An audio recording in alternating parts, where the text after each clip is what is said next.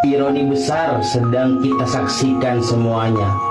Saat sebuah bangunan pesantren roboh, bukan doa yang bergema, tapi cibiran, tuduhan, dan caci maki. Mereka yang tak pernah datang ketika pesantren butuh bantuan, kini tiba-tiba paling lantang berbicara soal konstruksi, izin, dan kelalaian. Seolah-olah mereka adalah insinyur paling suci di negeri ini. Tapi mari kita tanya dengan jujur, di mana mereka ketika pondok pesantren itu sedang dibangun? Saat para santri dan kiai memikul pasir, mengaduk semen, menjemur bata di bawah panasnya matahari, adakah mereka hadir memberi satu genggaman dukungan? Tidak. Mereka hanya muncul ketika tragedi sudah terjadi, lalu menuding dengan bangga, itu salah pengelola, itu karena SDM rendah. Lucunya, orang-orang seperti itu berbicara seakan pondok pesantren dibangun dengan anggaran negara miliaran. Padahal banyak pondok berdiri dari infak kecil, dari keringat santri, dari tekad seorang kiai yang tak punya apa-apa kecuali niat suci mencetak manusia berilmu.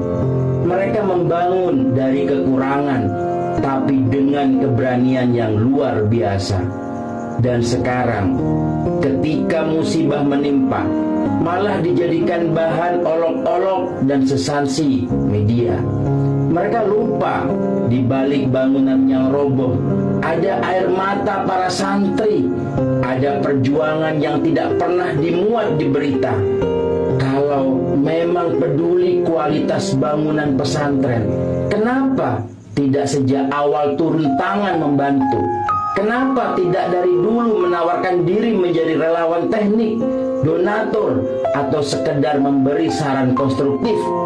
Jangan setelah roboh baru sok jadi pengamat ahli dengan nada sinis dan penuh kebencian.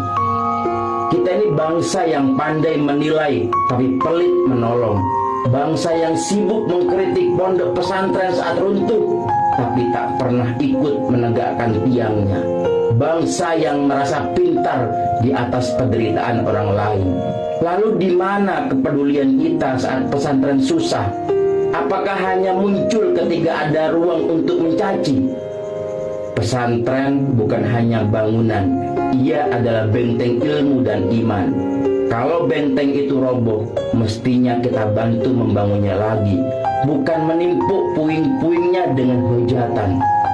Mereka yang hari ini sibuk menuding mungkin lupa kiai yang mereka cela itu sedang berduka, santri yang mereka salahkan itu sedang kehilangan saudara. Jangan sampai lidah kita menjadi lebih kejam daripada reruntuhan itu sendiri. Karena yang benar-benar mulia bukan yang paling pandai mengkritik pondok pesantren, tapi yang paling cepat menolong saat saudaramu jatuh.